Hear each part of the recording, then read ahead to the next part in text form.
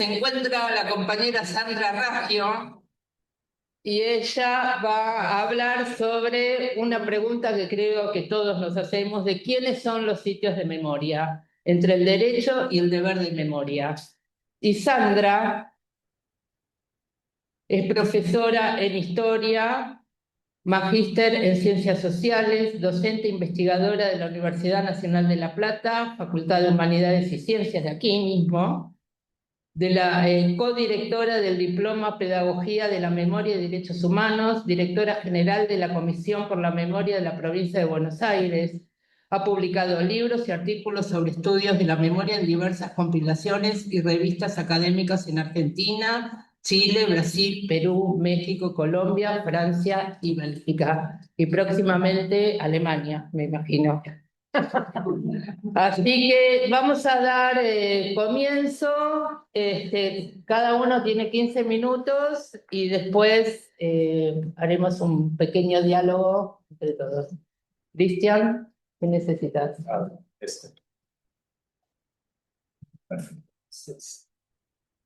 Bueno, buenas tardes a todos. Muchas gracias por la invitación a los organizadores del evento, a la fundación, y estoy muy orgulloso de poder estar acá hoy con ustedes. Como escucharon, tengo 15 minutos, ningún minuto más, así que me voy a tener que apurar. No tengo ningún texto escrito, voy a tratar de hablar de forma libre, lo que ya estoy arrepintiendo ahora porque era un día largo y intenso, pero confío en su paciencia conmigo. Bueno, les voy a...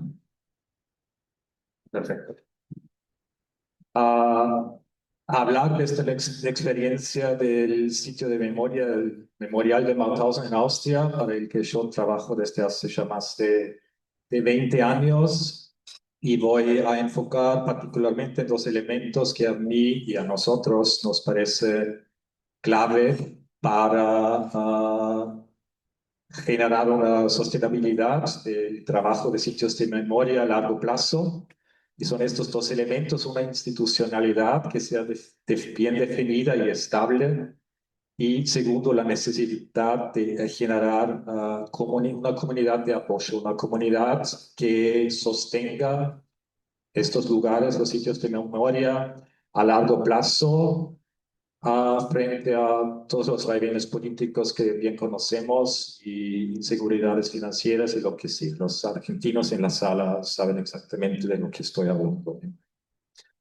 Ah, Voy a poner en tres partes la ponencia. Primero, muy brevemente, algunos datos elementales sobre la historia del Mauthausen para aquellos que no lo conozcan, quizás.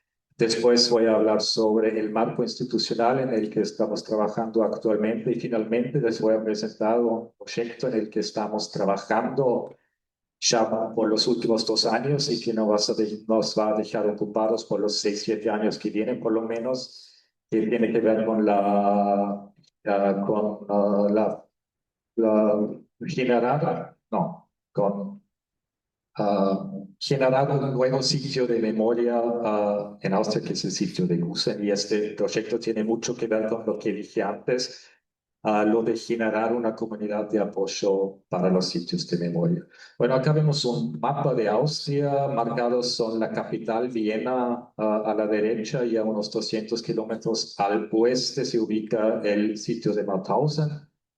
Esta es una imagen del campo de Mauthausen a la hora de su liberación, el 5 de mayo de 1945. El campo, que era un campo de concentración nacional socialista, existió entre agosto de 38 y mayo de 45, o sea, casi 7 años. Pasaron unos 190.000 personas por este sistema de campos de más de 40 países, así que no estamos hablando solo de austríacos alemanes, sino la mayoría de los presos venían de otras partes de Europa e incluso del mundo. También unos 20 argentinos, personas nacidas acá en Argentina, que pasaron por ese campo. Y aproximadamente la mitad de estos 190.000 fueron asesinados o fallecieron por las condiciones de vida en el campo. Vinculado al campo principal de Mauthausen era desde un principio el campo gemelo. Estamos en el caso de Mauthausen hablando de un sistema de un doble campo en realidad que consistía del campo de Mauthausen y el campo gemelo de Gusen, que se fundó un año, un poco más de un año después de Mauthausen. Acá vemos una imagen de Gusen y justo este lugar es el lugar que ahora está transformando y se va a transformar en los años que vienen en un nuevo sitio de memoria.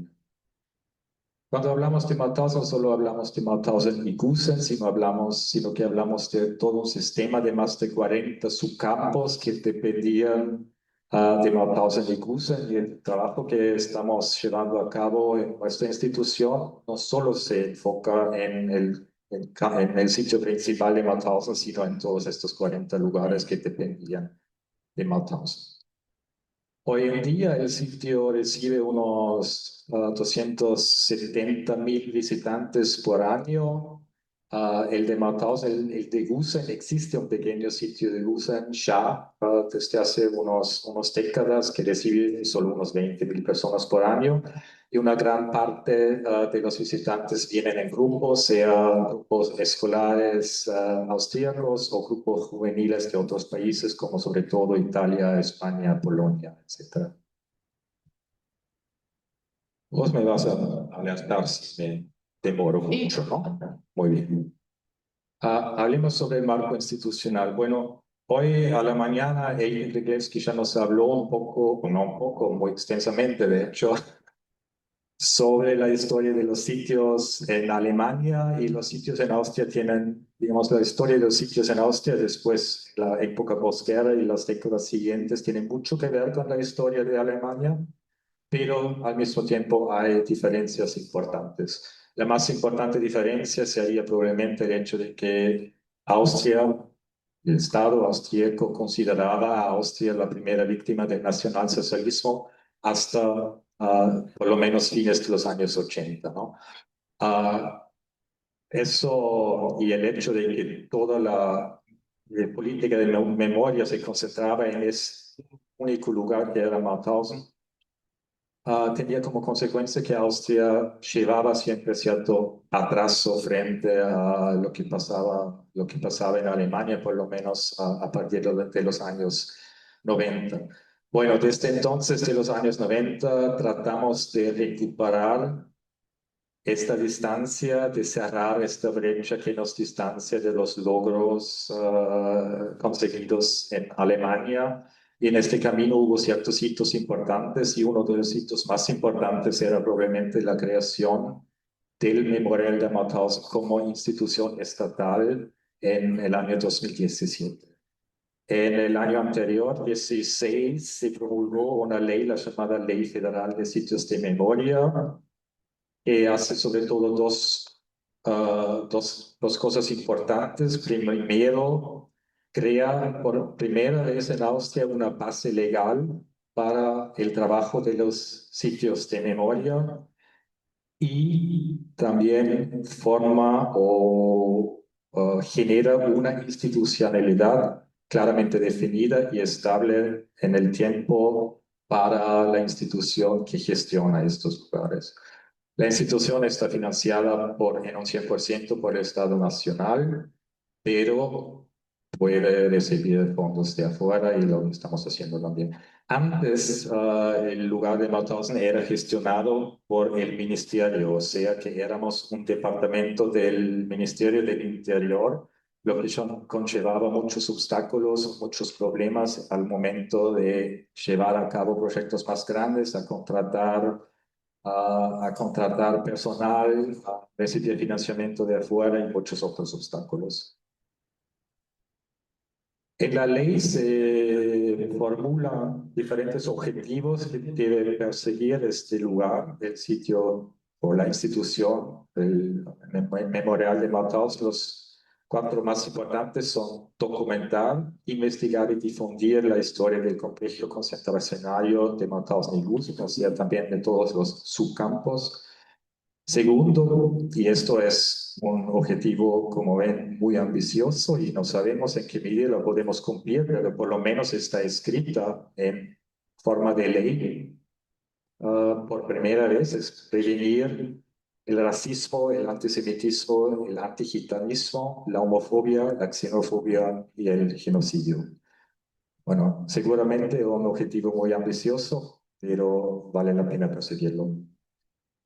En tercer lugar, el objetivo de esta institución es administrar los espacios donde el Estado Nacional es propietario de inmuebles en sitios donde se habían localizado subcampos de Mauthausen o el campo de Mauthausen mismo, y son los lugares de Mauthausen, de Gusenmelk, Ebensee y Leubenplatz. Ahí hay sitios de memoria que son gestionados directamente por nuestra institución, o sea que se recibe visitantes, hay exposiciones, se recibe, hay formatos pedagógicos para grupos, etcétera, etcétera.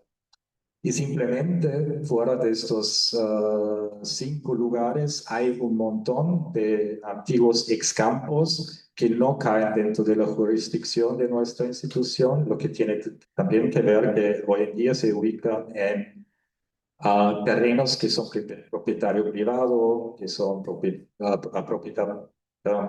privada, que son propiedad municipal, etcétera, etcétera. Así que no tenemos acceso directo, pero en muchos de estos lugares en los últimos 2, 3 décadas se formaron iniciativas locales, a grupos memorialistas que abogan por la preservación de la memoria de sus lugares, y nuestra tarea es colaborar con ellos y ayudarlos a llevar a cabo su trabajo a nivel cotidiano. Bueno, no voy a entrar en eso porque se me va a acabar el tiempo. Obviamente ya lo dije antes, cuando todavía éramos parte del Ministerio del Interior, el mayor obstáculo era formar un equipo que esté a la altura de los desafíos de un lugar así, o sea, pedagogos, científicos, archiveros, etcétera, etcétera, porque la burocracia ministerial no nos lo permitía. Eso cambió con la formación de esta nueva institución en 2017. Ahí se formaron diferentes áreas dentro de la institución que se dedican a temas especiales, ¿no? Como la pedagogía, el archivo, la investigación, etc. Encima de la dirección del lugar hay 3 consejos, y eso es parte de la estructura institucional del sitio: un consejo administrativo que supervisa la gestión económica de la institución, un consejo científico que está compuesto por expertos internacionales de distintas materias y cumple una función consultiva en cuestiones académicas, científicas, de investigación. Y finalmente, quizás lo más importante, el Consejo Internacional, que está formado por representantes de organizaciones internacionales de víctimas, otros grupos de interés como las asociaciones memorialistas que existen en Austria, pero también las representaciones de distintos estados víctimas durante el nacionalsocialismo.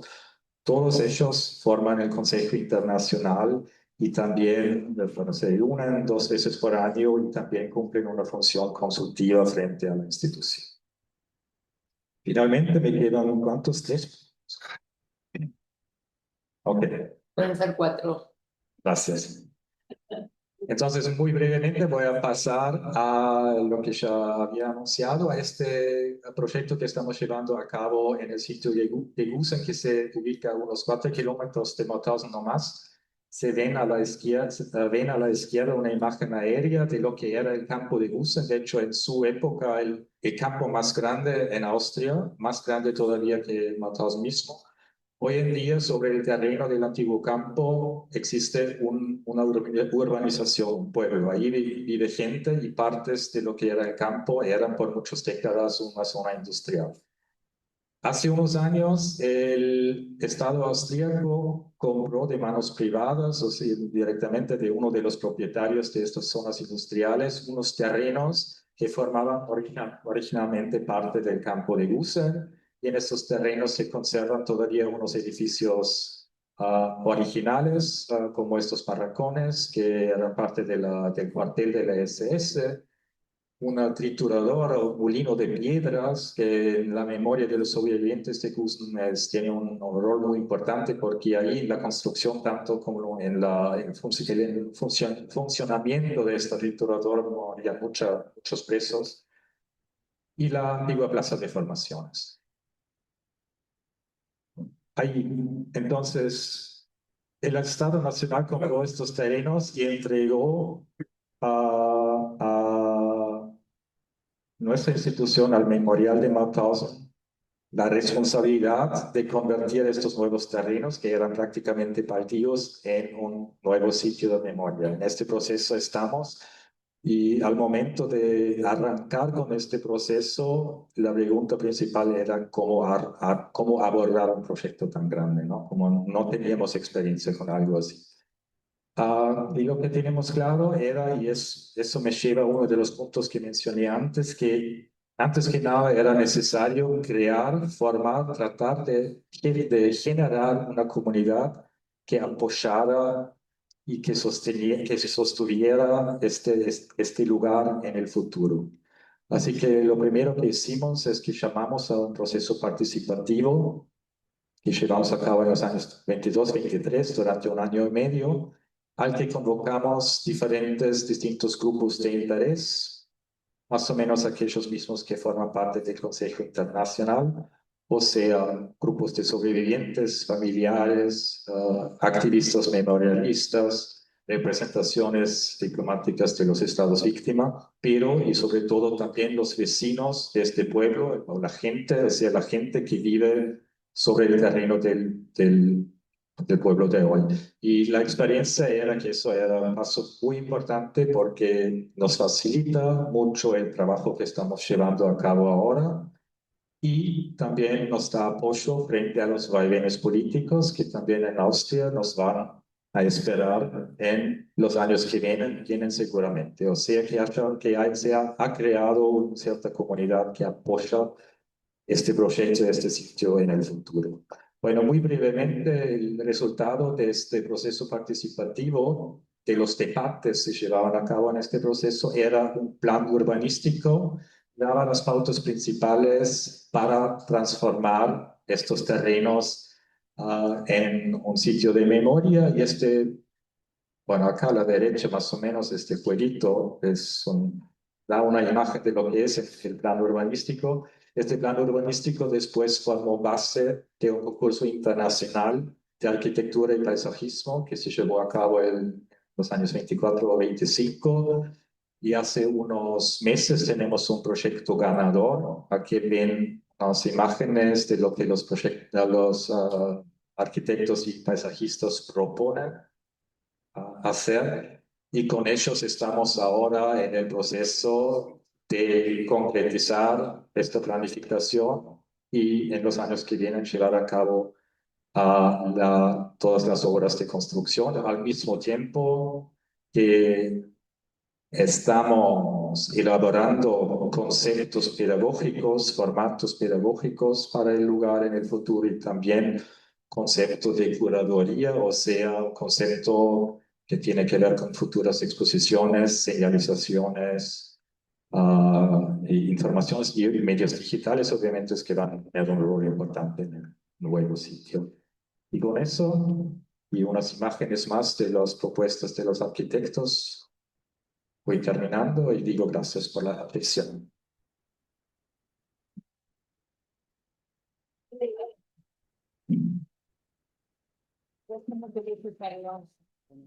Puede ser con el pisato.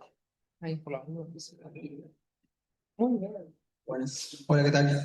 ¿Te escucha bien? Buenísimo. Bueno, antes de que pongan el reloj, un gusto conocerte, Cristian, y un gusto compartir mesa con Sandra, con Alejandra, referentes. En lo personal, pero que creo que todos los que estamos acá nada, es un orgullo sentarme en la misma mesa con ustedes realmente. Y antes del reloj, tengo que hacer una confesión, que es que cuando Dorote me propuso este tema, dije, sí, por supuesto, voy a hablar de este tema. Corté la llamada y lo primero que pensé fue, no sé nada sobre este tema.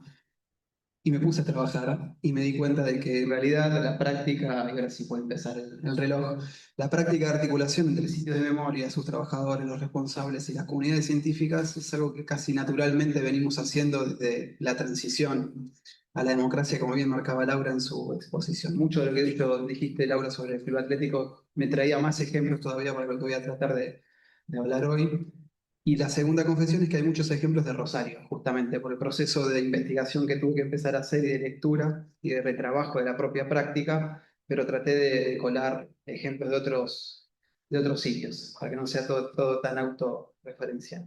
Bueno, para empezar, quiero decir que me animo a plantear que esta articulación, como decía recién, entre comunidades científicas y la lucha por memoria, verdad y justicia, se da muy tempranamente, por lo menos en Argentina, desde la transición misma a la democracia. Y ese vínculo no surge, y esa es una especie de tesis que voy a tratar de defender y de plantear, no surge de una manera planificada o con una intención institucional, sino que nace de la necesidad de justamente construir evidencia científica y irrefutable del genocidio que acaba de ocurrir y que complemente, que acompañe, que le dé sustento al testimonio de familiares, sobrevivientes, testigos de la masacre.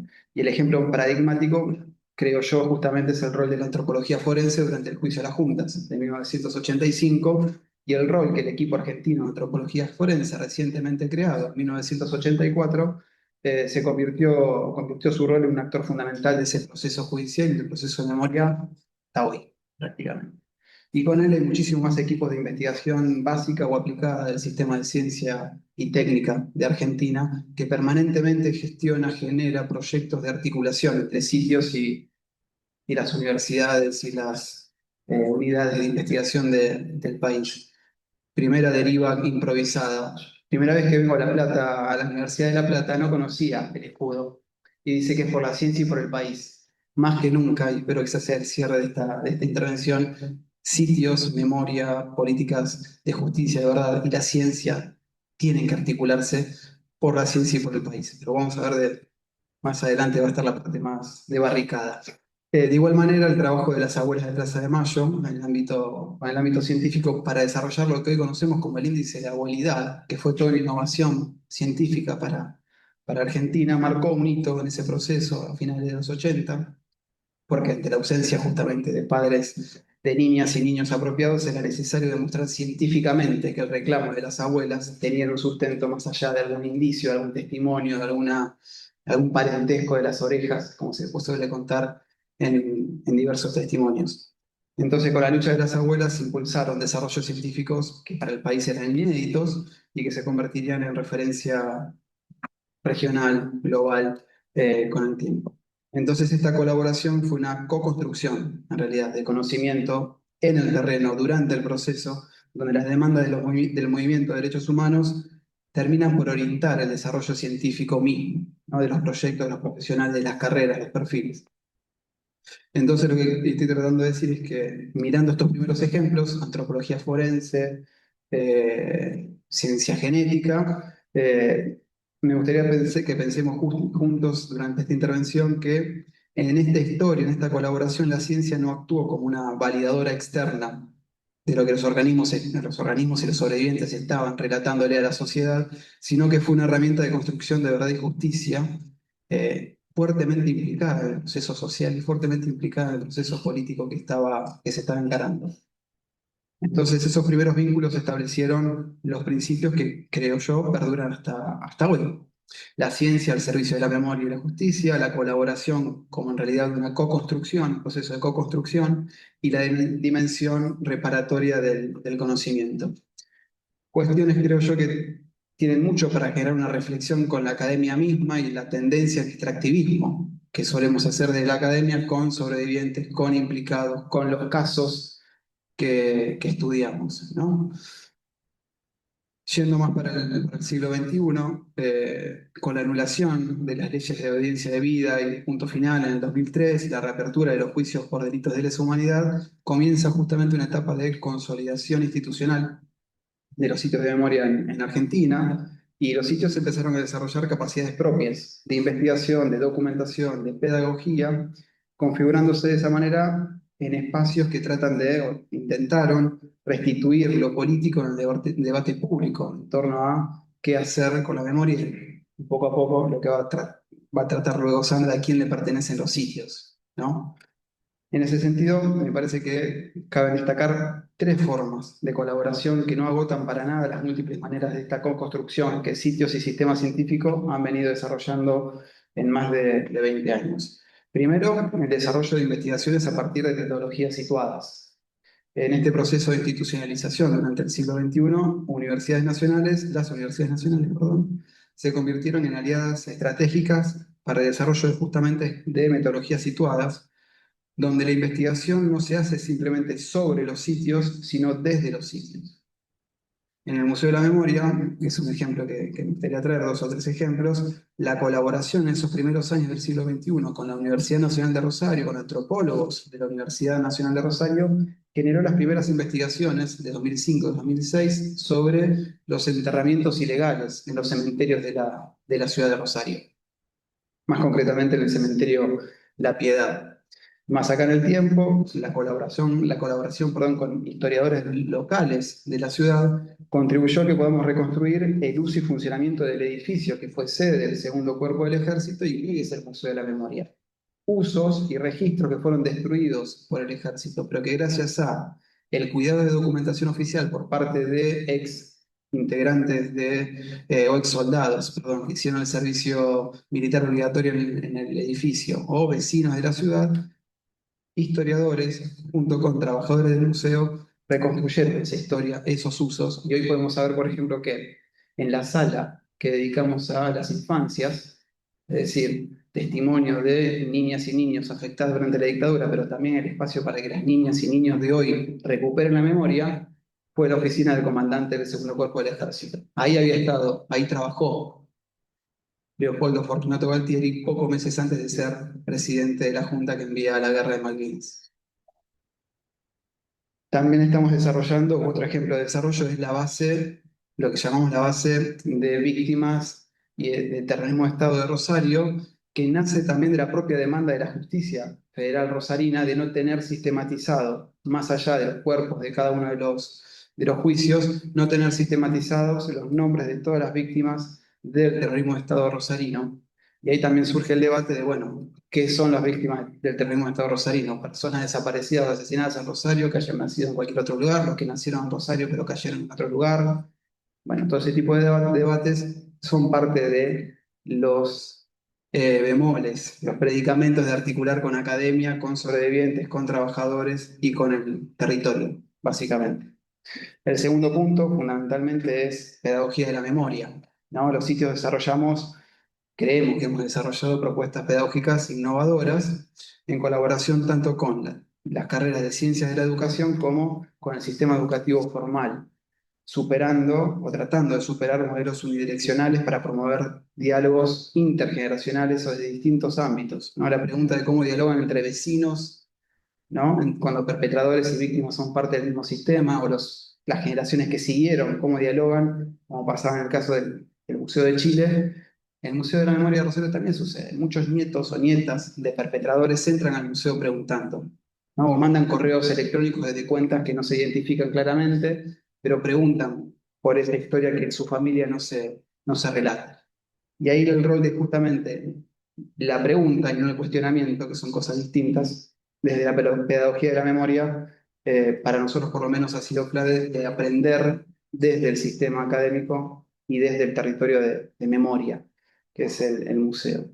El tercer punto que o que me parece interesante que traigamos acá a colación, es el uso justamente de nuevas tecnologías y visibilización de las historias de vida. Hay un proyecto que me pareció muy interesante del Centro Internacional para la Promoción de los Derechos Humanos, que depende de UNESCO, que está en el espacio de memoria de la ESMA, que es Memorias Situadas. Básicamente trata de mapear sitios de memorias, sitios de memoria a nivel global y historias de vida a nivel global, para mostrar la colaboración entre desarrolladores y comunicadores que dan pie a la amplificación de las historias que se narran en los sitios de memoria. Aunque justamente ahí lo que a mí siempre me llama la atención con esto de las nuevas tecnologías es cuidarnos de no reproducir lógicas mercantiles que prioricen cuantificación, tráfico, clics, etcétera, en lugar de reflexiones situadas que acerquen al sitio y en realidad estarían promoviendo tal vez a veces ensimismarse, estar encerrados en los dispositivos, estar encerrados en las casas y no ir al sitio de memoria en sí. ¿No? Mapeo, nunca voy a Buenos Aires o nunca voy a 3 cuadras al Museo de la Memoria de Rosario, salvo que haya alguna actividad atractiva, pero lo miré por internet. Y esos son los dilemas, creo yo, también en la gestión, el pensamiento de cómo gestionamos estos espacios. Con estas articulaciones, justamente no pretendo acabar todas las posibles formas de colaboración que existen entre el sistema científico y los sitios de memoria, porque de hecho estoy siendo bastante injusto con profesionales del derecho, la gestión de patrimonios, la archivística, la museología, comunicación social, psicología, gestión cultural, arquitectura, ingeniería, ciencia política y un larguísimo etcétera que han transitado por el Museo de la Memoria en diferentes roles colaborativos, formales, informales, trabajadores, visitantes, y que todos los días, poco a poco, impregnan justamente a la Academia de Memoria y la memoria de academia. ¿Cuánto me queda? Vamos a meterle un poquito de pata. Sabemos ya que desde diciembre de 2023 Argentina está pasando por un experimento autoritario, un giro autoritario que no tiene precedentes en estos 40 años de democracia, y como bien se dijo hoy más temprano en el acto de apertura, el actual gobierno nacional está desplegando una estrategia sistemática de desmantelamiento de las políticas de memoria, pero también del sistema científico-tecnológico del país. Y en ese ataque simultáneo yo creo que no hay una casualidad, sino que justamente ambos espacios, ambos campos, representan obstáculos para proyectos autoritarios que requieren negar el pasado y controlar la narrativa del presente, la producción de conocimiento sobre el presente. Y en ese sentido es que pues, se puede hablar, como plantea el informe que realizó el CELS el año pasado, si no me equivoco, un asedio, pero con blancos convergentes, ¿no? Y ese asedio básicamente consiste en de financiamiento brutal, 90% del presupuesto ha sido recortado de las políticas nacionales de memoria, bloqueo al acceso de archivos estatales, cierre de las unidades de derechos humanos en distintos organismos públicos, hostigamiento y persecución a los trabajadores, negacionismo explícito desde funcionarios de máximo nivel y amenazas de modificación institucional, como fue el intento de intervenir el Banco Nacional de Datos Genéticos. Y simultáneamente el sistema científico argentino sufre de financiamiento del CONICET, con un 70% de recorte real en los salarios desde diciembre de 2023 a hoy, y una paralización casi total de proyectos de investigación que ya están en marcha, paralización de ingresos a la carrera de investigación, cierre de programas estratégicos, persecución de investigadores en temáticas sensibles, entre comillas, y descalificación pública de la ciencia como un gasto ideológico, ¿no? Para los que no son de Argentina, hay una chicana muy usada, un insulto muy usado para los trabajadores del Estado, que es decirles ñoquis. Entonces, hasta ahora, el sistema de ciencia y técnica se había salvado, ¿no?, de la palabra ñoqui. Desde este gobierno, los que estamos en ciencia y técnica también somos parte de la casta, entre comillas, y de los que vivimos de generar gastos innecesarios. Yo ahí generé o pensé una serie de ejes para profundizar la articulación ante este contexto, que les voy a pasar rápidamente para ir al cierre. Profundizar la idea de este activismo experto, es decir, combinar compromiso político con la seriedad del trabajo metodológico desde la ciencia, pedagogía crítica y formación ciudadana. Profundizar la comunicación pública, profundizar las estrategias de internacionalización y solidaridad entre sitios, que hoy en día a nivel regional no sabemos para dónde disparar, defensa de la autonomía institucional de los sitios de memoria de las universidades, preservación de los archivos,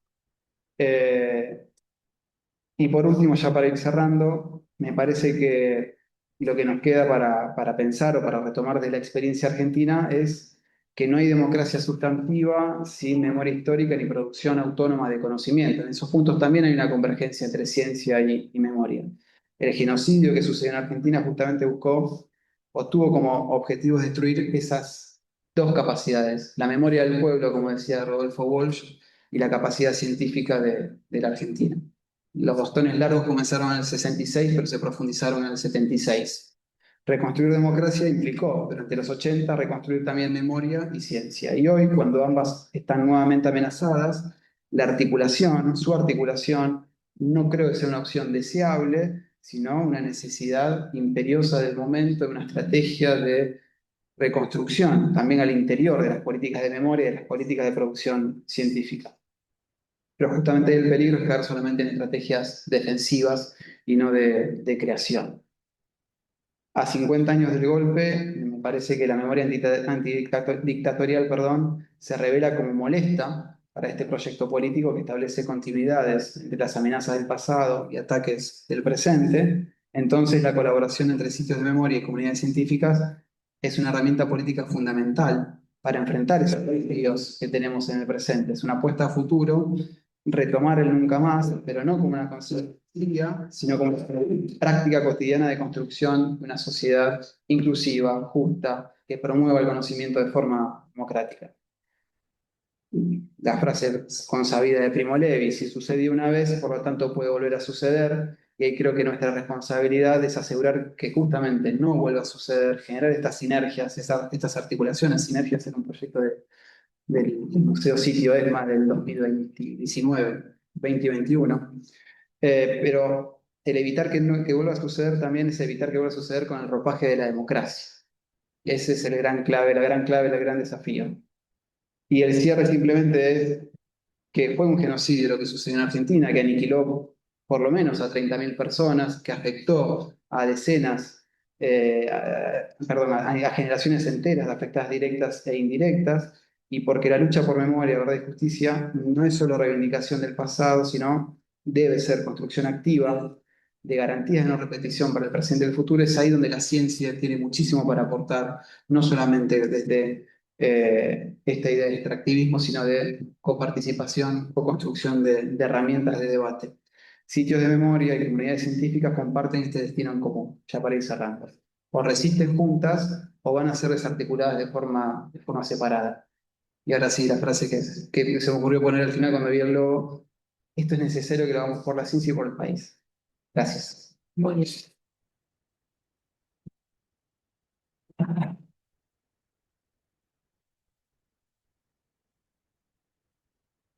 Muy bien, difícil.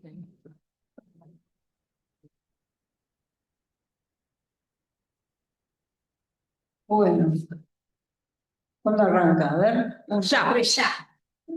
Bueno, yo en general no leo, pero bueno, voy a leer. Así que no sé cómo me sale leer, no sé si sé leer, pero bueno.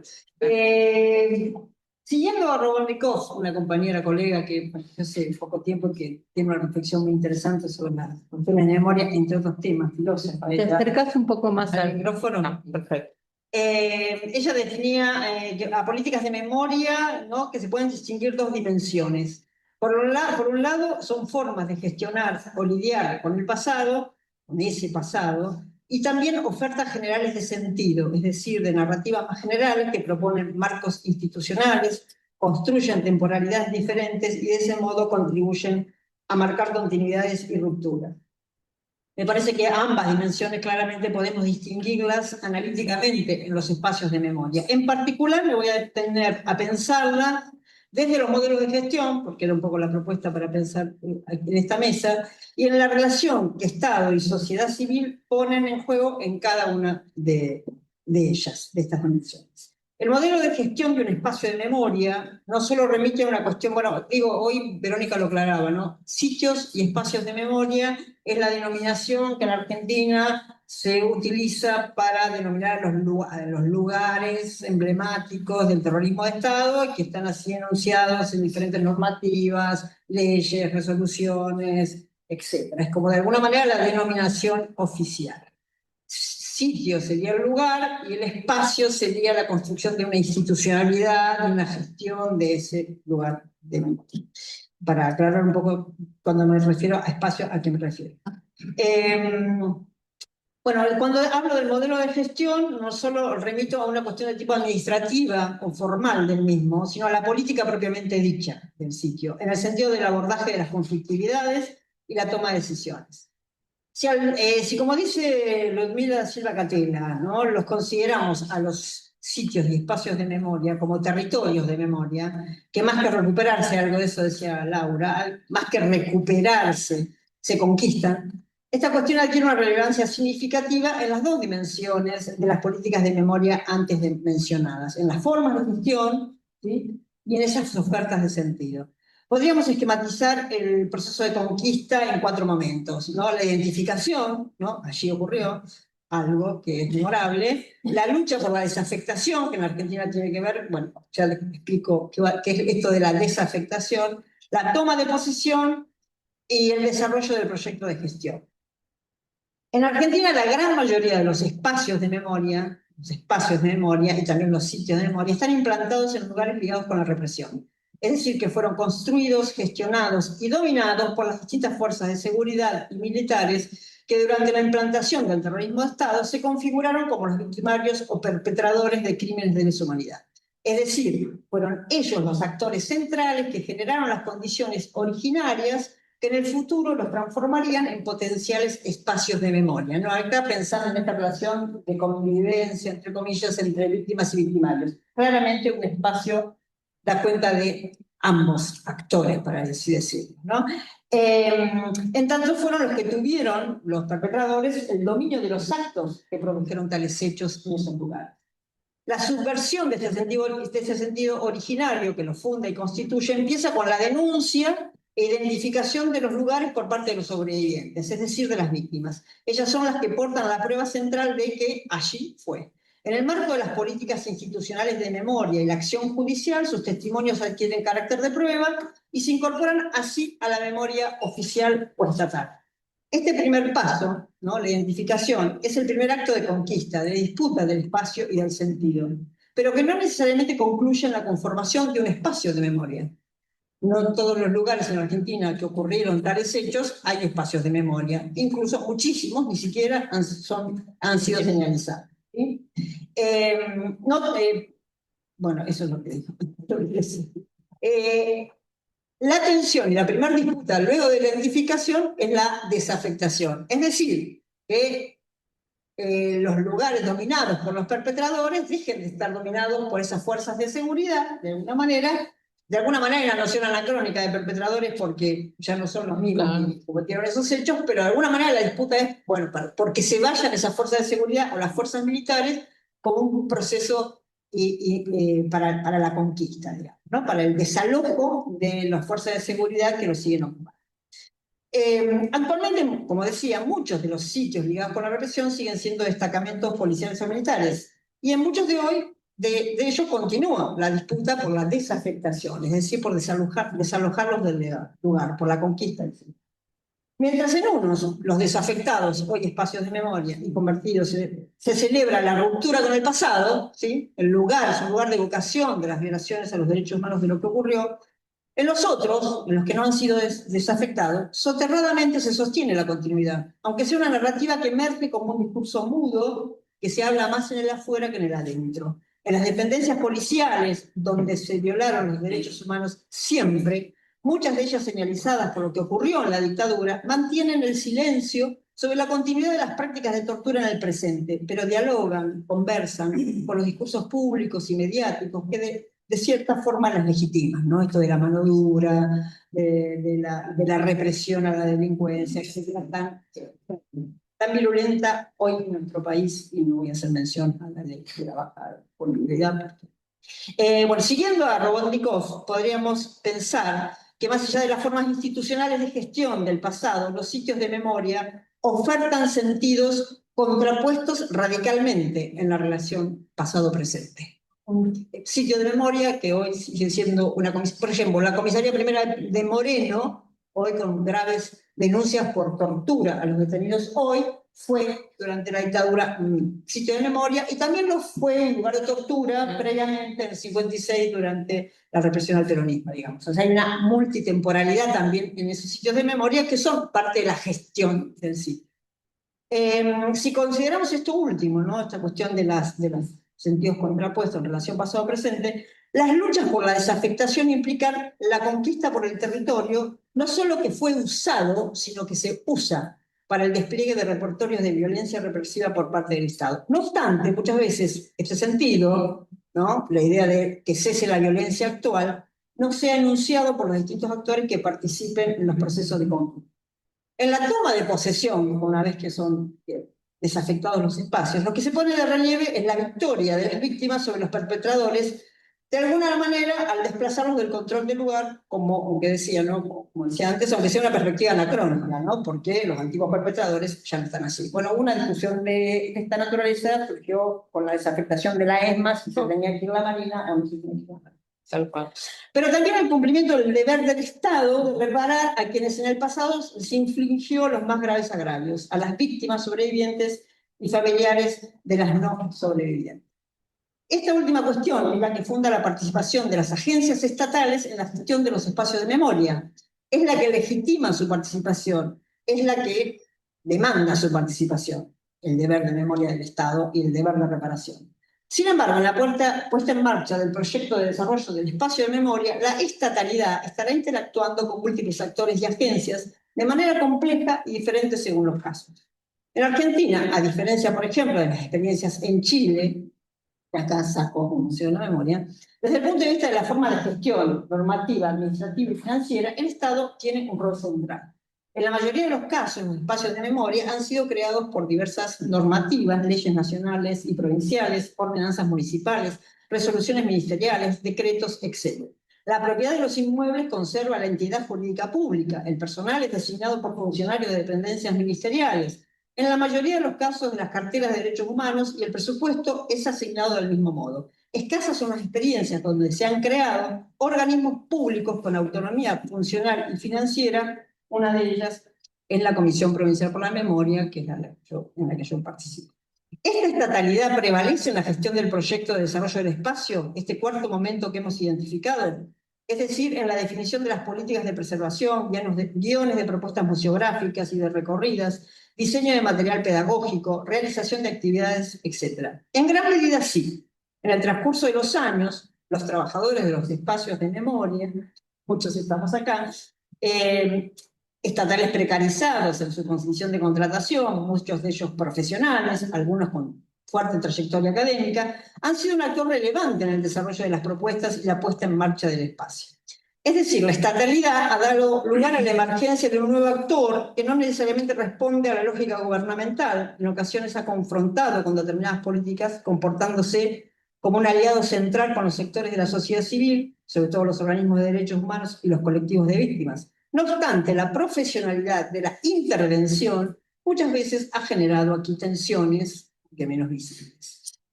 Este somero panorama pretende enmarcar la discusión que resulta, para nuestra perspectiva, central como tópico de debate en el contexto actual.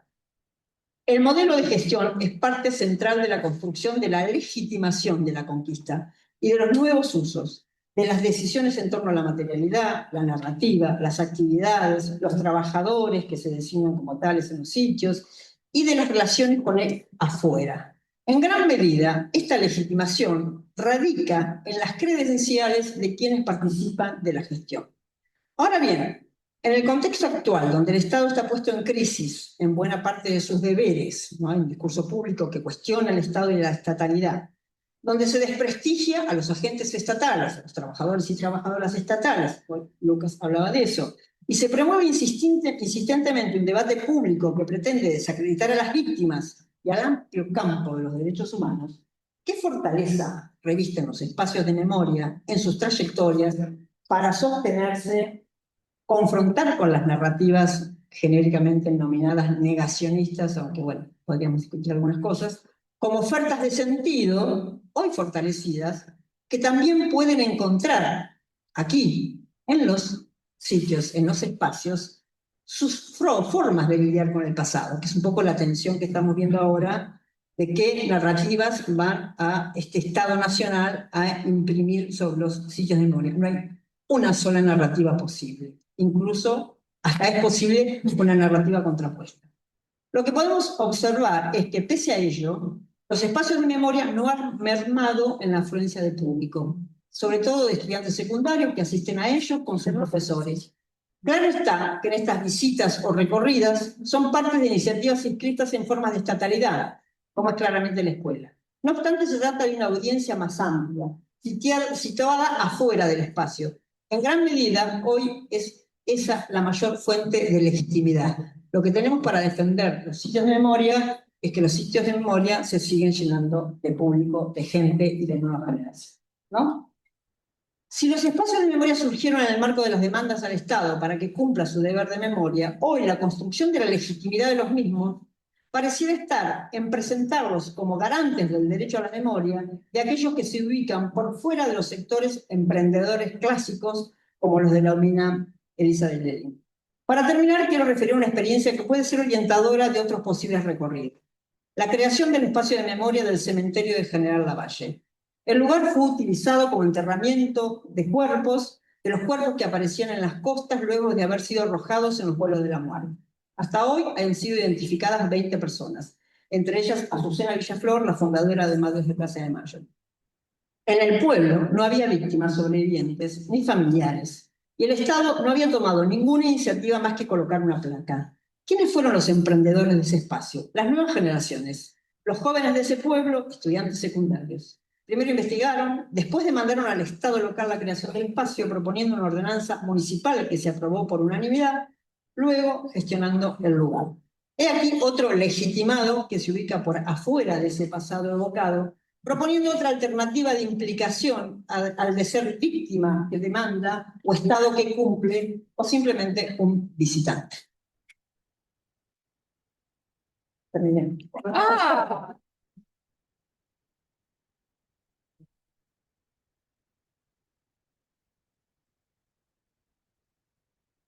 Minutos con 45 y toma agua porque falta una velocidad impresionante. Bueno, como todos los que tengo a cargo en mi panel cumplieron con su tiempo, yo quiero decir algunas cositas. Muy, porque si no, no iba a decir nada. ¿Sí ven? Claro, no. Antes que nada, celebro de que hoy fue una mesa donde salimos de la burbuja porteña, como dijo hoy el embajador. La Plata, Rosario, y de la burbuja alemana, Austria, digamos. Así que celebremos un poco de este aire. Lo otro, muy cortito, que quiero decir es a título personal. Gracias por invitarme, Dorotea, a participar siempre de estos espacios. Y la verdad es que estoy viviendo en un pesimismo terrible y con mucha desazón y pensando, muchas veces caigo en ese agujero donde creo que está todo mal, que lo que hicimos no sirvió para nada, o la historia del fracaso, de la frustración. Y sinceramente, escuchando a la gente que sigue resistiendo en los espacios, que sigue trabajando, que sigue poniendo el cuerpo, a los laburantes sobre todo, que son los que están acá, me reconforta y la verdad a seguir laburando y a seguir pensando que son espacios necesarios y que no está todo perdido. Así que...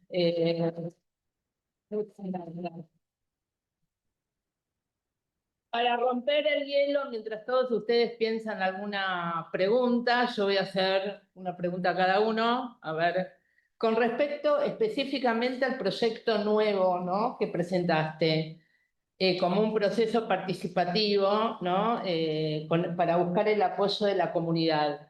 ¿Ustedes fueron a buscar el apoyo de la comunidad o fue una demanda de esa comunidad? Y si fueron ustedes, ¿cómo reaccionan ante la propuesta de construir un espacio de memoria? ¿Qué beneficios le trae? Porque convengamos que son discusiones también que afectan el valor inmobiliario de tierras. Esa comunidad prefiere un espacio de memoria con lo que significa, o un shopping o un aeropuerto, no sé, que pueden estar necesitando. Me acuerdo cuando fue todas las discusiones sobre la ESMA, había gente que pedía, las del barrio pedían escuelas, guarderías, un club, digamos, ¿no?, que no querían que todo, es más, había discusiones si se quedaban los militares o no. Entonces, muchas veces quería saber cómo reacciona esta comunidad ante esta pregunta, ante este desafío. Después, para Lucas, ¿no?, me preguntaba, ¿no?, para los dos, ¿no?, el tema de los trabajadores de los espacios de memoria, que son finalmente estatales, ¿no? ¿No hay un diferencial al asumir trabajar en estos espacios? Digamos, los trabajadores de los espacios de memoria tienen un diferencial que tienen que lidiar con estas oleadas donde hoy tenés viento a favor y a veces tenés viento en contra. ¿Cómo? Entonces eso me hace pensar y preguntarles si desde los espacios de memoria se puede convocar al activismo, es decir, a esas demandas que durante años tuvieron las organizaciones de derechos humanos y de ciudadanía, que ahora serán otras organizaciones, no van a ser las madres, las abuelas, porque tenemos que buscar otro tipo de organizaciones sociales. Se los puede convocar desde estos sitios de memoria para que se los, como dijiste vos, ¿no? Los conquisten. Digamos, necesitamos que las nuevas generaciones emprendan un camino de conquista, porque estamos como si desde los espacios se puede convocar donde no hay contratos, no hay puestos, no hay nada de todo eso que fue convocante en un periodo importante para la construcción de estos espacios cuando el Estado bancaba estas políticas de memoria. Entonces esto me lleva a pensar, ¿no?, a una disyuntiva que siempre creo que está esta memoria en conflicto versus la memoria oficial, ¿no? ¿Cómo lidian los espacios con estas cuestiones? Y después, para Sandra también, ¿va público en estos momentos? Digamos, ese es el otro tema de que yo, por ejemplo, pregunto si en la ESMA está yendo gente y me dicen que no está yendo gente. Y me pregunto, ¿y por qué los sindicatos, los docentes no llevan gente? Que es una manera también de demostrarle a las autoridades actuales, decir, mirá, esto no lo podés cambiar, no lo podés cerrar, no lo podés vaciar, porque hay mucha gente que quiere ir, o como hizo hace poquito el Parque de la Memoria, que llevó 350 personas a ver la película 1985 al aire libre. Digo, mi pregunta es, ¿se sostienen? Lo único que puede sostener son los trabajadores, buscar nuevos emprendedores, conquistadores y la gente que va a visitar. Bueno, eso me extendí mucho. No. ¿Quién quiere empezar? Hacemos por la derecha. Después nos alegramos, nos vamos alegrando. No soy de la derecha. No,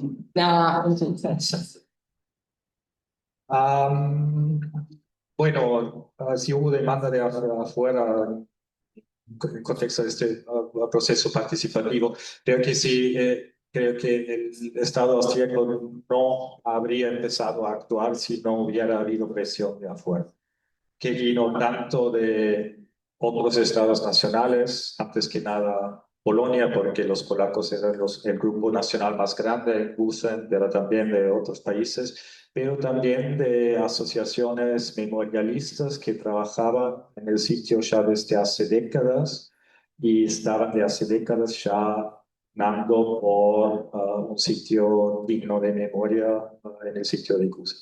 Así que la demanda seguramente vino de afuera, igual lo que hicimos en el proceso participativo. Abrimos, digamos, este círculo de los de siempre a grupos que no habían participado en tiempos anteriores y sobre todo convocamos a la población. Y ahí estamos en un punto clave, que la población de Gusen, hay que imaginarse, estamos hablando de un pueblo no muy rico, de un pueblo más bien baja clase, clase media baja, algo así, en el campo austríaco. Y ellos están viviendo, bueno, literalmente sobre los cimientos de lo que era el campo de concentración de Gusen. Venía cada vez más gente del exterior a visitar el lugar y ellos se sentían como un poco como en un circo, ¿no? Como los animales en el circo y todo el mundo pensando que cómo pueden ellos vivir ahí exactamente. Al mismo tiempo, no circulaba mucho, bueno, circulaba información, pero nadie nunca hablaba mucho con ellos. Así que muchos no sabían o solo sabían de rumores lo que había pasado en este lugar.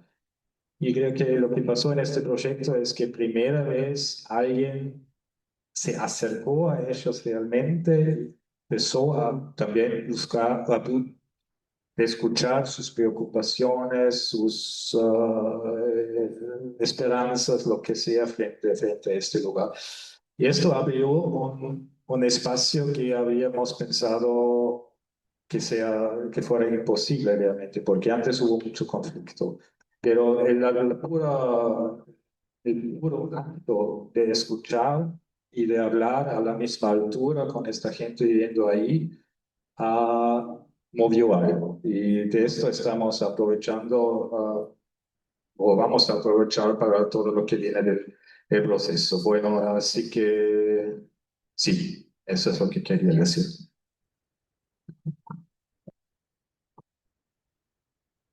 Quiero ser un poco rebelde. Voy a algo de lo que le comentaste a él, viene a colación también un poco la historia del museo y con estas etapas de señalamiento, desafectación y demás. El Museo de la Memoria está donde está porque allí funcionó el comando del segundo cuerpo del ejército. Pero nosotros no desafectamos al ejército, desafectamos a un emprendimiento privado, a un bar temático, Rockefellers. Y el argumento economicista, por así decirlo, se nos viene abajo el barrio, el valor de las casas, del movimiento comercial y demás, fue uno de los argumentos más fuertes para no instalar el museo en esa esquina, y es, creo yo, también lo tengo como hipótesis, por así decirlo, de por qué se demoró 12 años en instalar el museo, entre que fue establecido el sitio hasta que abrimos las puertas, porque no tuvimos que desafectar a un personaje a un actor institucional desprestigiado, como el ejército, que de hecho ya no estaba en Rosario, sino un poder económico que en los medios tenía una presencia súper fuerte. Y aunque la demanda del museo sí vino de abajo hacia arriba, la disputa horizontal por el espacio se sostiene hasta hoy, donde diputados libertarios siguen usando los mismos argumentos para esa esquina que se vino abajo comercialmente por la historia por la memoria de la izquierda. Pero yendo a tu pregunta, trabajador del Estado y comprometido o activista, y esa es una negociación permanente de todos los días. Antes hacíamos el chiste en el almuerzo, ¿cuándo estamos haciendo horas extra y cuándo estamos comprometidos con la causa? Y depende, todos los días. Esa negociación es permanente con los compañeros y compañeras, incluso dentro de uno mismo, antes de ser director, el debate por si se acompaña o no se acompaña un paro de trabajadores estatales cerca del 24 de marzo. Porque para el 24 de marzo tenía que estar la exhibición, la muestra, lo que sea tal. ¿Paramos o no paramos? Bueno, hasta el año 2016, 2017 el debate interno era, bueno, no, veamos, puertas cerradas, pero trabajamos por turnos. 2016 en adelante, 2017 con el 2x1 en adelante, si hay paro, hay paro. Y si se tiene que atrasar la conmemoración del 24 de marzo de una dictadura, de un genocidio contra los trabajadores, y sí, está bien, es la lógica. La dictadura luchó por que no haya derecho a huelga y nosotros vamos a estar complotando contra ese derecho. Entonces, nada, esa disyuntiva, contrapunto, negociación, como quieran que se llame, es de todos los días. Y más en este contexto de agobio, no solo material, porque nosotros en el museo tenemos el chiste el Museo de la Memoria depende de la Secretaría de Cultura de la ciudad. Entonces, somos trabajadores estatales, trabajadores de cultura, trabajadores de sitios de memoria. Tenemos el cartón casi lleno. No tenemos a dónde ir, porque si nos vamos al Museo de la Memoria para otro lugar, y también va a haber poco presupuesto, pocos salarios, y si nos vamos de cultura a otro lugar, y también vamos a tener poco presupuesto, pocos salarios, financiamiento y el de pero dentro de esa humarada, lo que tratamos de generar, el año pasado fue un ejemplo muy concreto, es situaciones de autocuidado. Aceptar esta fragilidad, aceptar este agobio y empezar a construir las ideas de cuando se pase el agobio y salir de esta situación de defensiva pura y de estar todo el tiempo reaccionando a comunicado en repudio a, todo el tiempo el comunicado en repudio a. No, generemos agenda propia. Ciclo de cine en la terraza del Museo de la Memoria, tuvimos 3 fechas distintas, sumando todas las fechas, 450 personas. Y tuvimos que debatir por qué una de esas películas estaba un actor que hoy es libertario, Franchella en El secreto de sus ojos. Y bueno, porque ese actor tan liviano en esa película hablaba de la AAA, cosa que nunca el Museo de la Memoria había hecho antes. Bueno, entonces, eso, generando mecanismos de autocuidado y de crear contenido que sea de agenda distinta a la reacción, más o menos. Sí, bueno, con respecto al diferenciar de los trabajadores de los sitios de memoria, qué sé yo. Supongo que un trabajador de la salud tendrá sus diferencias. Tal cual, bien. Sociólogo. Sí, siempre claramente por la noción de la víctima y el compromiso con la víctima y bueno, es algo de la dimensión ética y moral, siempre se puso en juego ahí y por lo tanto para los trabajadores del espacio siempre fue como una exigencia que además de ser de tener alguna expertise, era un compromiso con el tema. Yo recuerdo que me convocaron hace muchísimos años en la Comisión Provincial para la Memoria, era porque era historiadora, pero además porque había sido militante de un organismo de derechos humanos, o sea, porque tenía ese doble componente profesional y el compromiso con los derechos humanos, ¿no? Entonces, me parece que esas siempre, y esas tensiones siempre están, y las tenemos en la comisión, pero creo que también puede atravesar al Estado, y a esa disputa por el Estado. Y en principio que los trabajadores, creo que Laura lo decía hoy claramente, no estamos afuera de la disputa. De hecho, los trabajadores de los sitios de memoria de Nación han sido las principales víctimas directas de las políticas de ajuste. Lo que primero hizo el gobierno fue despedir a los trabajadores para de esa manera debilitar las políticas de memoria. Nunca los sitios de memoria, el espacio de memoria argentina, tuvieron un financiamiento de locos, digamos, ¿no? Siempre la lucha por el presupuesto fue una lucha.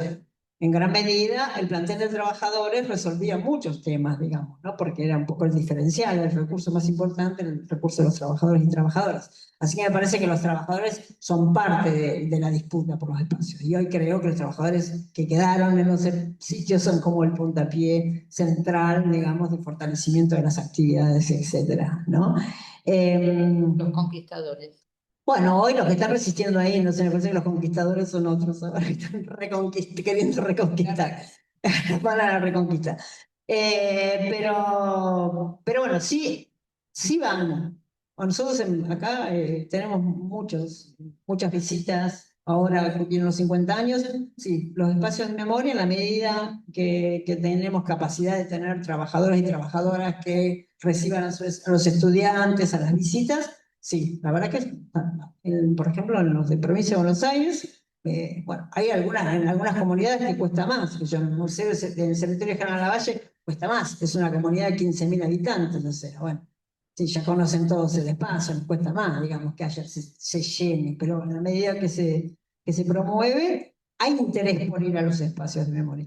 Está claro que el público central son los estudiantes, mucho más que los porcentajes en Europa, porque hay mucho turismo en Europa.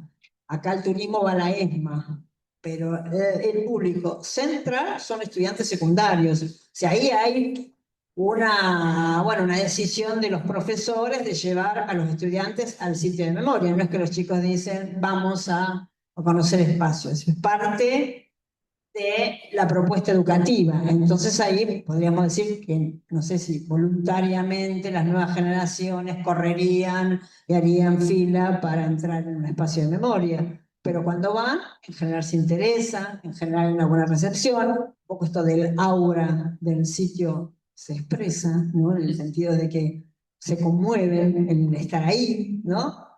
La problematización histórica es otra cosa.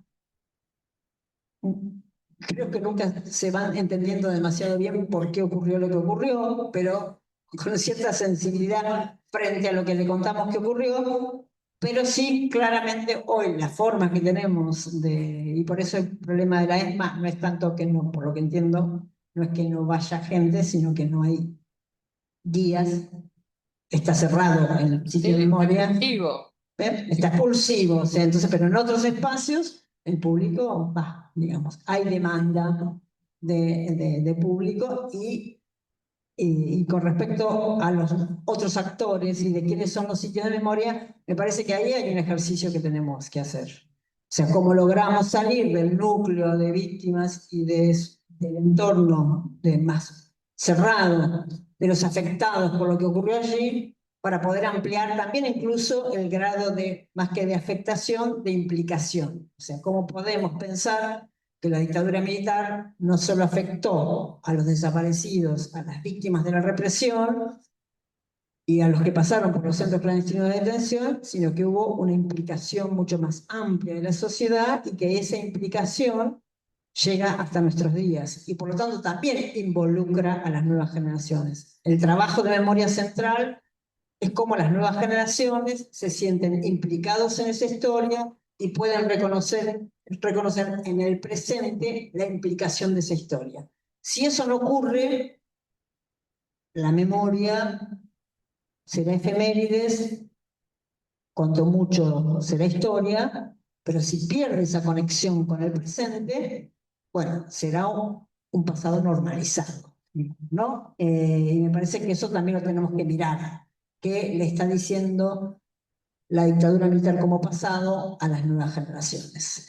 Y me parece que en gran medida, bueno, la cuestión generacional es el gran tema, digamos. ¿Cómo podemos abrir o a dejar que las nuevas generaciones entren en esos procesos, probablemente de manera muy diferente de como nosotros lo haríamos? Pero bueno, habrá que aceptar el desafío. Tal cual. Bueno, no sé si alguien quiere preguntar algo, comentar algo, si no, muy bien. No soy solo la organizadora. No, por supuesto. Tengo muchas preguntas. Muy bien, muy bien. Lo organicé para preguntar.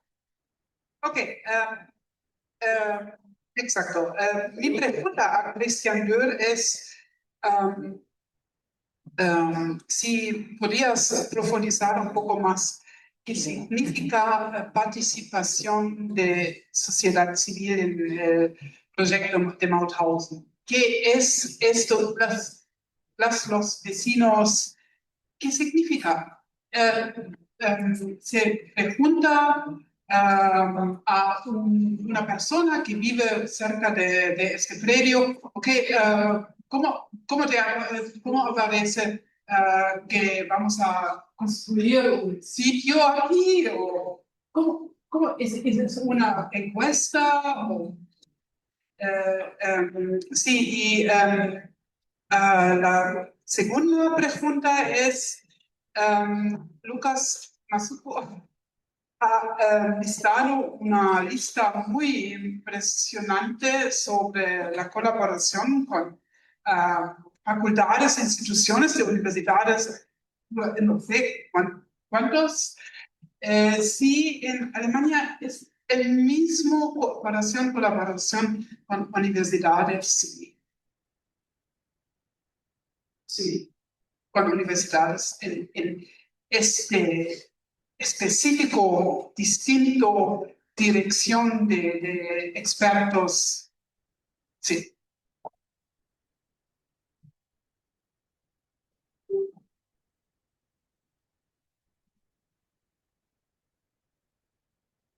Bueno, primero quisiera felicitar a los y las exponentes, una vez más, muy importantes aportes, me parece. Yo tengo en particular una pregunta para Lucas, se refiere a la relación entre Estado Nacional y provincia.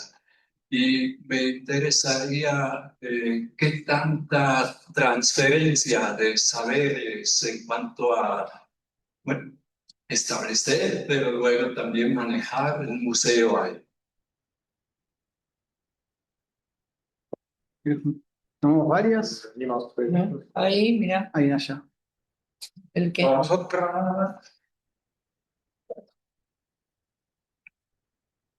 Muchas gracias. Yo tengo una pregunta para ti, Sandra. En Alemania hay un debate muy fuerte por el momento si todos los alumnos deberían visitar los sitios de memoria a la fuerza, ¿ya? O sea, hay algunos departamentos que ya hicieron leyes diciendo que cada alumno tiene que haber visitado un sitio.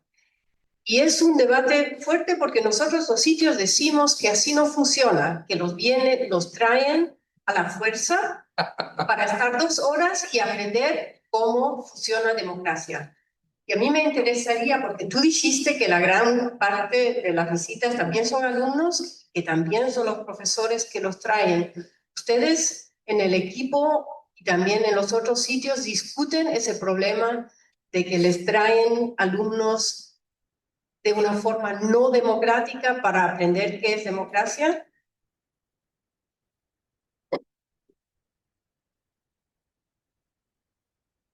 Bueno, empezamos con la derecha.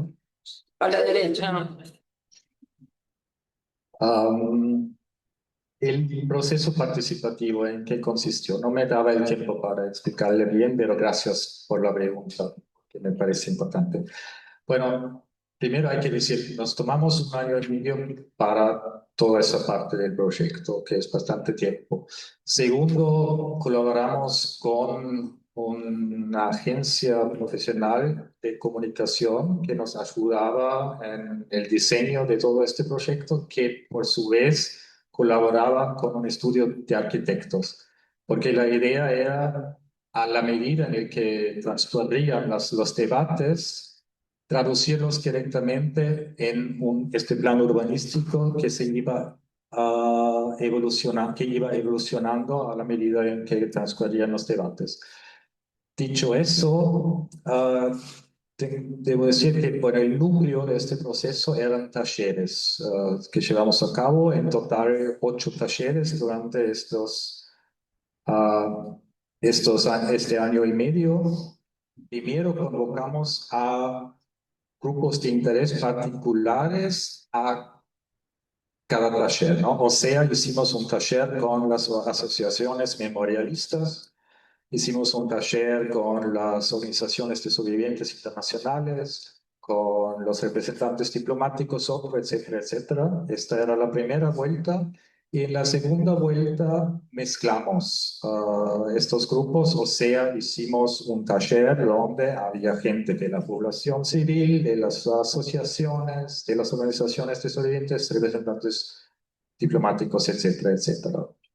Bueno, se tomaban las minutas y los arquitectos, en la medida que podían, después traducían estas minutas o los consensos a los que llevaba, sí, a los que se llegaba a este plan urbanístico. Más allá de los talleres, también hicimos entrevistas de foco con distintas personalidades que representan estos distintos grupos, personalidades destacados, con expertos y con los pocos sobrevivientes con los que tenemos todavía contacto. Y finalmente también encuestas. Pero lo más importante de todo, nosotros al empezar este proyecto no sabíamos cómo iba a terminar. Podría haber sido muy conflictivo, podría haber estallido todo, no pasó eso. Y la experiencia era lo más importante de todo, es hablar y dar lugar a la escucha y al habla. Y eso funcionó perfectamente bien y llegamos a un consenso que, bueno, finalmente ahora se va a realizar.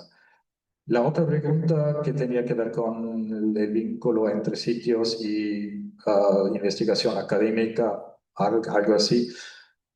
No sé cómo sería en Alemania, en Austria puedo decir que me parece que el vínculo no es tan estrecho, esposarte vos como es acá. Ah, nosotros sí, desde el área de investigación, obviamente colaboramos con las universidades, algunos de nuestros colegas dan clases en la universidad y ahí después surge que haya uno o otro estudiante que se engancha con el tema, que después usa nuestros recursos de archivo e investigación para escribir una tesis sobre Mauthausen, por ejemplo.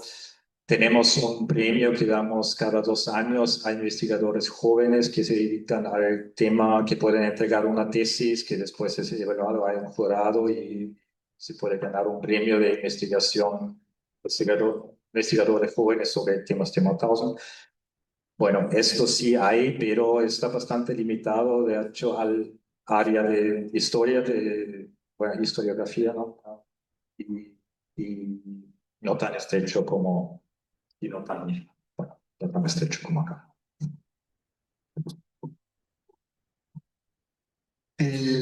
respecto a la transferencia de conocimiento, hay dos aclaraciones institucionales. El Museo de la Memoria de Rosario depende del gobierno local, no es del Estado Nacional, y las universidades tienen autonomía, tanto institucional como presupuestaria. Por eso la situación de agobio es tan dramática, tan drástica y también tan ilegal, como está sucediendo hoy en día. Con lo cual, lo que sucede, y tiene tres funciones. La Universidad Nacional en la Argentina, la universidad pública, tiene tres funciones autodadas históricamente. Una es la función educativa, dictar clases. La segunda es la investigación. Y la tercera es lo que llamamos la extensión, es decir, la vinculación con la comunidad, devolver a la comunidad lo que la comunidad aporta mediante impuestos a la universidad. El museo en particular, y acá voy a hablar específicamente del Museo de la Memoria, por las tres vías tiene vínculo con la Universidad Nacional de Rosario. Tenemos proyectos de investigación en común, los cursos de docentes traen a sus alumnos para cursar en el museo, es decir, dan clases en el museo, recorrer el museo es una de las clases de cursos, y no solamente en historia. El año pasado tuvimos la experiencia que un grupo de la carrera de diseño gráfico vino al museo a recorrerlo y tomaron, dentro de todo lo que habían aprendido en el cursado, esas herramientas las aplicaron al museo. Diseño de señaléticas, diseño de logos, diseño de la página web, rediseño, una propuesta de rediseño de las redes sociales, todo aplicado a través de la temática específica del museo. Y los programas comunitarios que tiene el Museo de la Memoria también las articulamos con la universidad. Ahora, ¿cómo se da eso? Y es casi parte ya de la idiosincrasia nuestra argentina. En el museo, cuando tenemos una idea de qué vamos a hacer, queremos conectar con tales barrios de la ciudad para lograr estos objetivos. ¿Y con quién trabajamos? Y llamemos a la Facultad de Trabajo Social, o llamemos a Historia, o llamemos a Arquitectura, porque es recuperar el espacio de los alrededores. Y a su vez, docentes, investigadores de la universidad, piensan en el museo como un actor estratégico para hacer ese vínculo de intercambio de tecnología. Pero bueno, son décadas y décadas De pobreza. de acumulación histórica y de acompañarnos por eso, ¿no? Porque ya sea en las épocas de esplendor o en las épocas de retroceso, nos teníamos mutuamente. Pero la nación también puede aprender algo del caso de Rosario. Es que no quiere aprender, hoy, por lo menos. El Estado Nacional. No, el Estado Nacional nos quiere destruir, básicamente, para decirlo mal y pronto, el actual Estado Nacional, el actual gobierno nacional, no el Estado Nacional, porque las universidades son parte del Estado Nacional, técnicamente. Los aprendizajes se daban en otra instancia a partir de la Red Federal de Sitios de Memoria y del Consejo Interuniversitario Nacional, que tiene específicamente una oficina de derechos humanos y memoria. Los aprendizajes a nivel nacional y el subnacional, ya sea provincial como municipal, que es nuestro caso, sucede mediante esos intercambios informales, pero porque también los trabajadores del museo pasaron por la universidad, ya sea porque terminaron una carrera o porque no la concluyeron, pero transitaron la universidad. Prácticamente de los 20 trabajadores del Museo de la Memoria de hoy, todos pasamos por la universidad pública, en diferentes roles o momentos, habiendo terminado o no habiendo terminado. Entonces ahí tenemos contactos o vivencias o ideas de, puedo llamar a tal profe que en tal materia me llamó y hablamos. Entonces lo traemos y hacemos y articulamos con comedores de la ciudad a partir del área de extensión de una facultad. Pero es parte de nuestra práctica, no tanto de una ley que haya bajado ese mandato. Creo que por ahí los sitios de la memoria, en realidad, pueden depender del Estado Nacional, Provincial, o de los estados municipales. Entonces, en realidad, de los de poco más de 40 sitios de memoria que hay en Argentina, solamente 8 dependen del gobierno nacional. 5 están en la ciudad de Buenos Aires y los otros 3 están en diferentes provincias del país, en la provincia de Buenos Aires, en la provincia de Tucumán y en la provincia de Corrientes.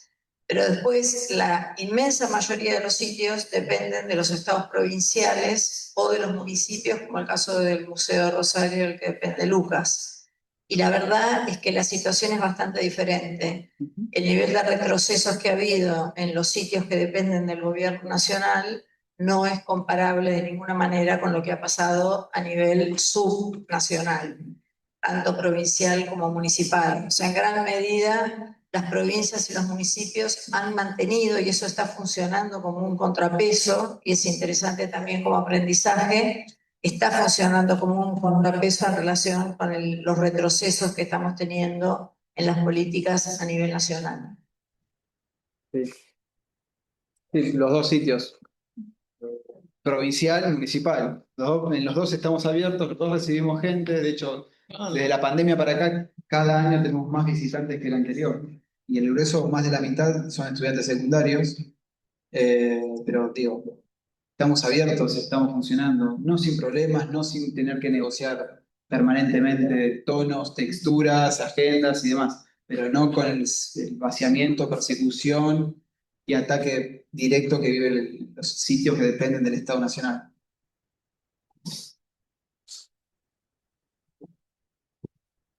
Ahí lo que decía el que, bueno, nosotros desde la Comisión Provincial por la Memoria, desde siempre hemos tenido una política de no prescripción, nada obligatorio. Incluso yo soy un poco crítica con todos los años en la escuela, la efeméride es obligatoria desde las jardín de infantes hasta la secundaria, y finalmente pasa poco, digamos, ¿no? Así que bueno, esa es un poco la posición. Es cierto que en las visitas a los sitios es una actividad, si se quiere, extracurricular. O sea que los estudiantes, si no quieren ir, algunos estudiantes, no es que es obligatorio ir. O sea, es como una actividad que propone el docente en general, pero si algún estudiante no quieren, no va a haber ninguna sanción. O sea que no es obligatorio. Es una propuesta del profesor que además necesita el aval de los padres para poder sacarlos de la escuela. O sea, hay todo un proceso donde de alguna manera hay una cierta aceptación de los estudiantes de ir.